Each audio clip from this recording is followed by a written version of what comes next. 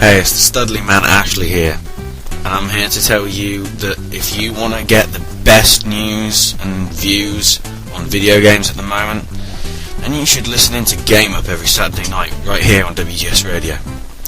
We'll take a look at some of the big video gaming news of the week, cover all the stories, whether they be stupid, fun, or downright serious. We'll also take a look back at some of the classic franchises and some of the classic games via reviews and retrospective look-backs. Make sure you're here every week, every Saturday, WGS Radio's Game Up. And if you're not, oh dear.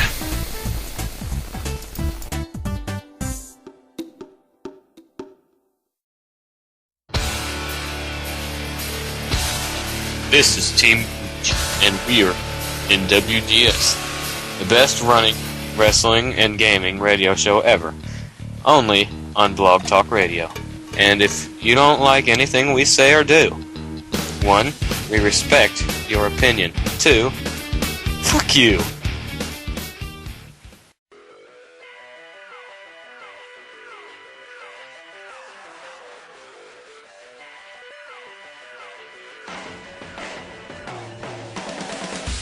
This is Scott Phoenix, and you're listening to WGS Radio, Blog Talk Radio.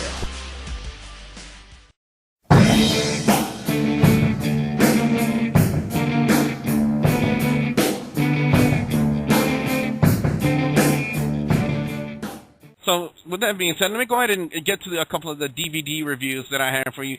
The first DVD review I have for you this week, guys, is the World's Greatest Cage Matches DVD. This was indeed a really good DVD. A lot of great classic matches. Let me read off a couple of them for you that I really enjoyed. One of them was Bob Backlund and Jimmy Superfly Snuka from Madison Square Garden in May 19th of 1980. Another good one, another good classic one. It was from Shea Stadium.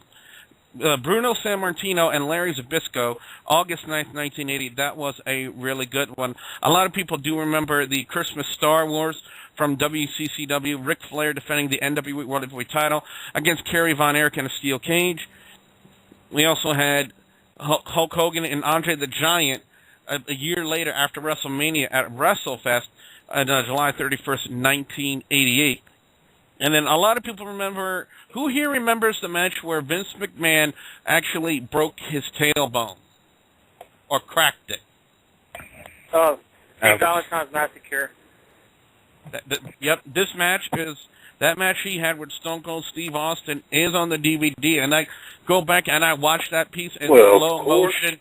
Yeah, he lands right on the edge of that table, and the trucker, that goes without saying, he just landed on the worst possible spot on that table. You know he's going to have something with Vince in there. You know he got to put himself over somehow. One thing I don't understand is the match they had with Randy Orton and Ric Flair, Taboo Tuesday, October 19, 2004. One, it was a good match, bar none. It really was a really great match between these two. But what I don't understand is, you know, WWE had the licensing rights to Ric Flair's original music and his first music he had in the WWE in the early 90s. But for some odd reason, on this DVD, they play the early music from the early 1990s instead of the music he normally comes out to. I don't understand why they did that. Because they don't want to give any more hype to Ric Flair because he's in TNA.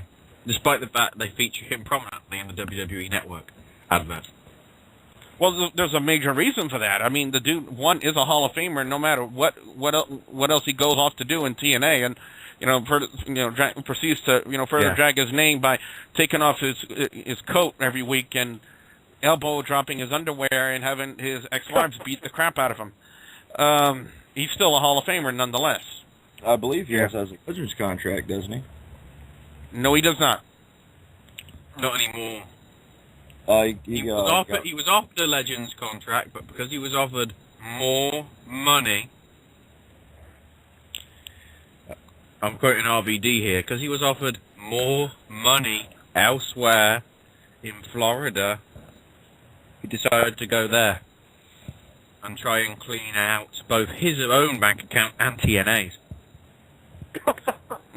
Actually, Well, one he's match doing a that... good job of cleaning out TNA's. Oh, yeah. Definitely. He's doing a real good job of that, him and Hulk Hogan. Actually, Oh, what yeah. was your favorite matches on this DVD set? Because you told me yourself that you watched this whole DVD set already. Which set? The greatest cage matches of all time.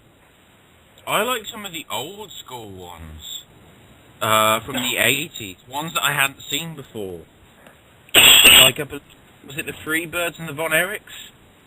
No, they have... There was one with Michael Hayes was the referee, which was a good match. Now, I was curious, on that DVD, did they have War Games at all, or no? No, they did not have war games. Well, that shit fucking sucks. That's one of the best inventions they had. I would have laughed if they put the triple cage match on.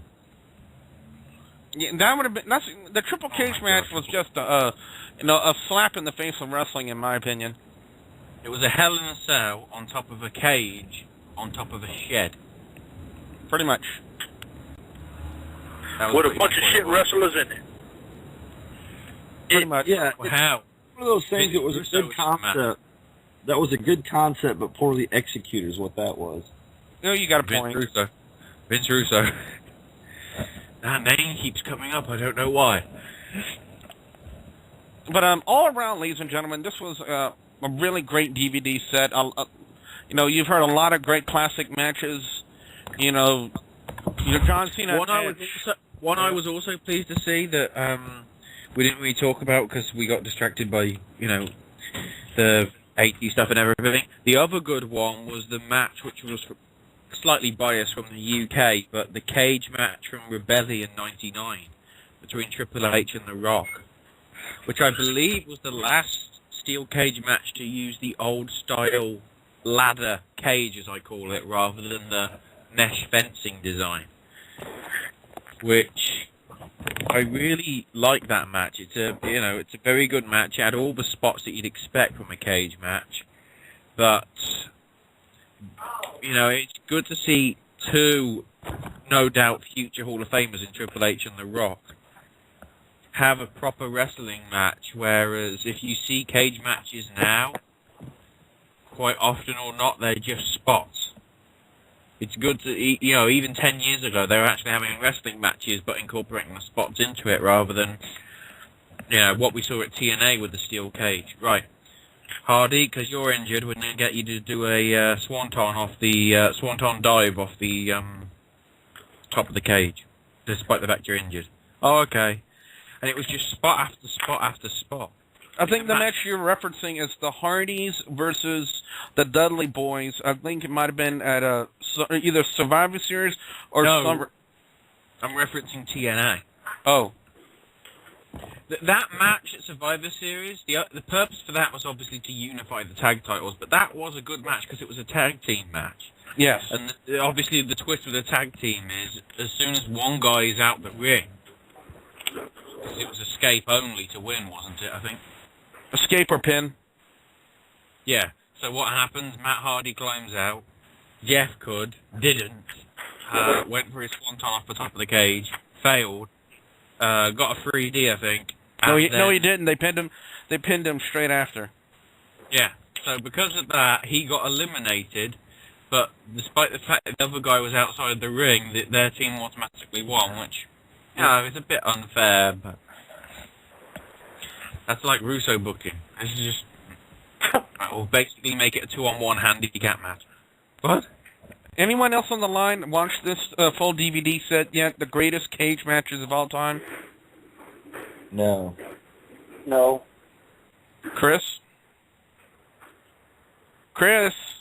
Andy, what about you? Well, nobody else is... Well, Ashley, I'm going to start with you. What's your grade on this? How would you rate this DVD set? The DVD set, I'd probably give it a 4 out of 5. It probably loses a mark for Josh Matthews. Really? Why does it lose a mark for Josh Matthews? I just think Why do we have to have, Matt Stryker interviewing Rey Mysterio? I even kind of wondered why they had Shawn Michaels being interviewed by Michael Cole. Sometimes, the first ladder match DVD, who hosted it? Todd Grisham. Really? Is it just because you want to give the people who are backstage and do all the interviews actually a job to do? Kind of makes sense. If that's the case, Jim Ross is backstage quite a lot. Use him more often. Please.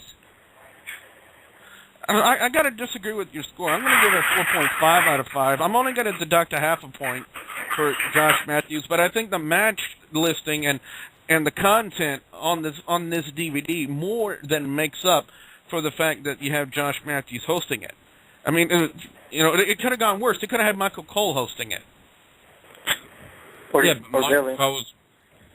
How long has Michael Cole been in WWE? Years, unfortunately. As a commentator. Unfortunately, years. We say unfortunately. Well, if they stop overhyping... Until he started this heel situation with his character, he was a good commentator. Yeah. I mean, hell, I still remember WrestleMania... What was it? WrestleMania 21, and even one of the Great American Bashes, I think, where he'd already shouted so much that he lost his voice halfway through, and basically JBL had to cover for him. That's not the first time that happened. It also happened again, didn't it? At another it's happened quite a few times where he's lost his voice because he's so passionate about the commentary, but, this heel thing doesn't work with him, but he is a good commentator. He was the guy that commentated on probably the best match of McMahon's career. The cage match actually on the DVD. Yeah. Between Austin and McMahon. Mm-hmm. I still think the concept of that is brilliant. The match technically only lasted about 8 minutes, but it actually went on for about half an hour, because the first 20 minutes was him playing chicken with him, and then the whole debacle of actually getting injured in the spot where he wasn't supposed to get injured. The thing that makes me laugh about it, though, is the Hugo Savinovic's reaction. Every time somebody goes through the table, it's always him. He's just got his hands out like, whoa, what just happened? Or he's been knocked off his chair, and he's like going, ta-da! Spot work. So, ladies and gentlemen, our scores, Ashley gives it a 4 out of 5 on the greatest cage matches of all time, and I give it half stars, because you don't see half stars in the sky. But I still give it a 4.5 out of 5. The next DVD set we're going to talk about tonight, or I don't know if Ashley has watched this one yet, but I've already finished watching it. The Ladder Match 2 Crash and Burn. Now, already it's an epic DVD set for one reason and one reason alone. That the person hosting it is a person who's been in a lot of ladder matches himself, and by all rights and purposes, he's the perfect guy to host it. Jeff Hardy? No, Christian. Edge. Oh. Christian. Christian is the host of it, and he did a marvelous job, in my opinion, of hosting this DVD set. And there were a lot of great matches here. To reference a couple of things we've talked about already.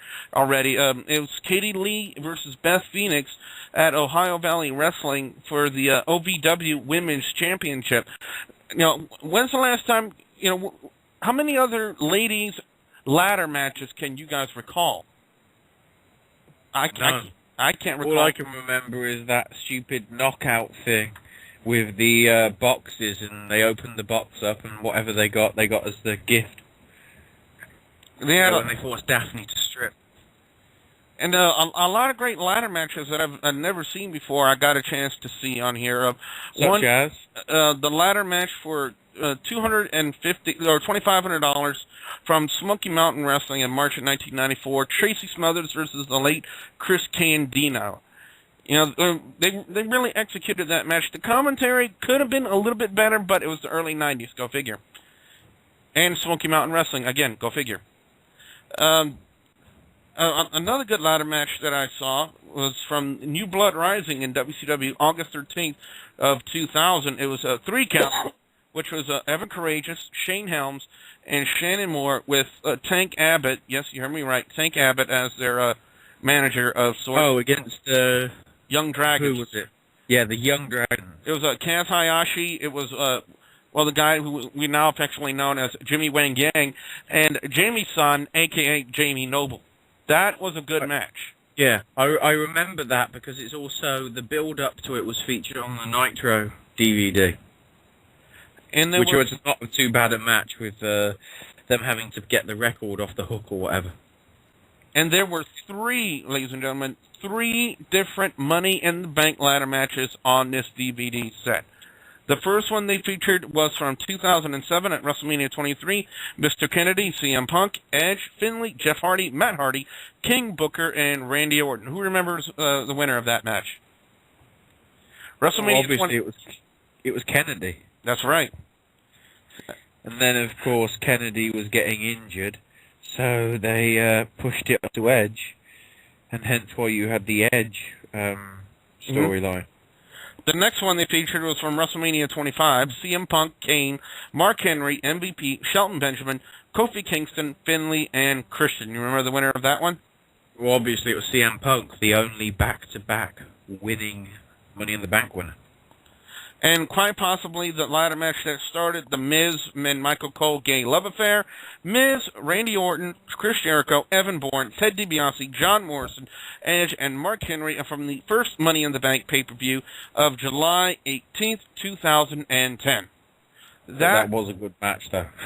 Yes, I believe there was one spot where Edge kind of went ribs first again onto an upside-down ladder or something like that.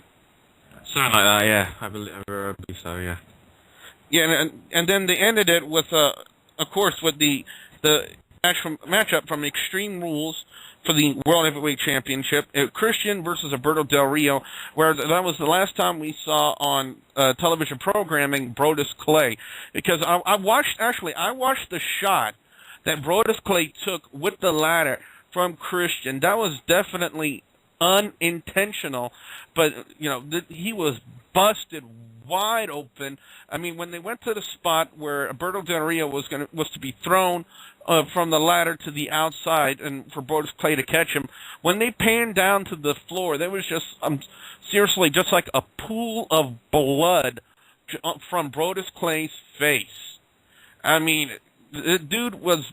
I don't remember how bad the gash was, or what the extent of the injury that Brodus Clay suffered that night, but it had to be possibly just as extensive as the one that Joey Mercury suffered when they had that 6-way ladder match at Armageddon from a few years ago for the tag team titles, which saw his face literally half of his face get broken. That's how much blood was coming from Brodus Clay that night, Ash. Yeah, he was gushing. Gush. But a lot of great other matches. So many things. What do you mean? Gushing. Have you listened to a word we just said? Kind of hard to when it's. Sounds like you keep letting firecrackers off in your room, Billy. There must be some kind of technical issue, I'm guessing. Probably with Blog Talk Radio and stuff like that. Or probably Billy. Why me? Why is it always my fault? Well, this wouldn't have happened if my... Note to McAfee, if you're listening to this, can you please not schedule virus or antivirus updates for during my shows? Thank you!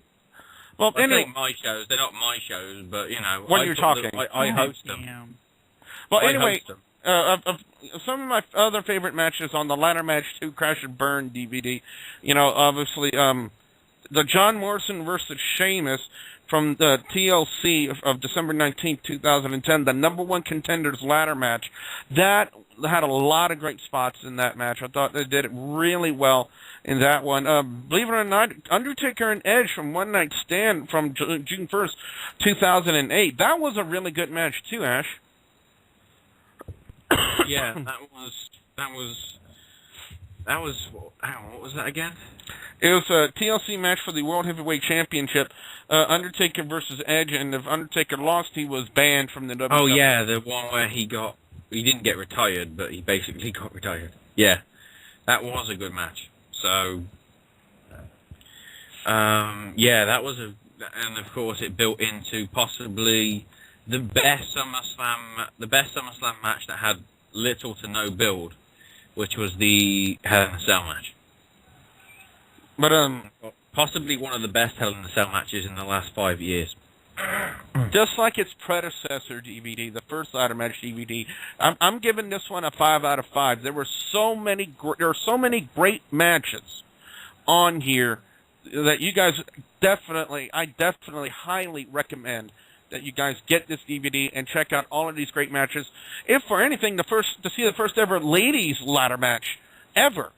I can't recall any other ladies ladder matches, ever in wrestling history. Katie Lee and Beth Phoenix from OVW of December of 2006. That was actually the very first one I've ever seen, and I haven't seen any others.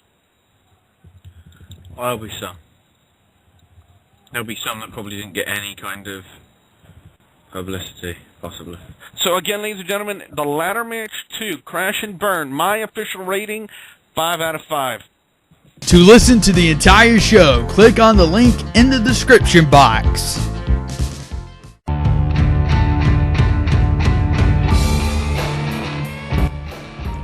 Hi, this is Sonic from Aurora Shock Media, and I'm here to tell you about our latest videos over at Aurora Shock Media. Deacon has been working on a Let's Play of Yoshi's Island 2. Welcome to Yoshi's Island, a paradise where all the Yoshis live. Rin is busy doing a Let's Play of Back to the Future, the video game. The voice of Marty McFly isn't Michael J. Fox. You're gonna guess that. As for me, I've been working on a Let's Play of Sonic the Hedgehog 3 and Knuckles. As everybody says, they think it's the greatest Sonic game of all time, and I have to agree with them. I really like this game. And while we're having a lot of fun making these videos, we'd like to get more of them out to you guys. So after the show, go to aurorashockmedia.weebly.com, click on a team member at the top of the page, and send them a message of a video you'd like them to make. We do everything from video game reviews and Let's Plays, AMVs, movie reviews, discussions on the most popular topics in the world of entertainment, and much more.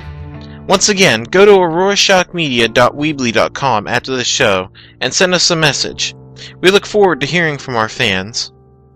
Aurora Shock Media. It has begun.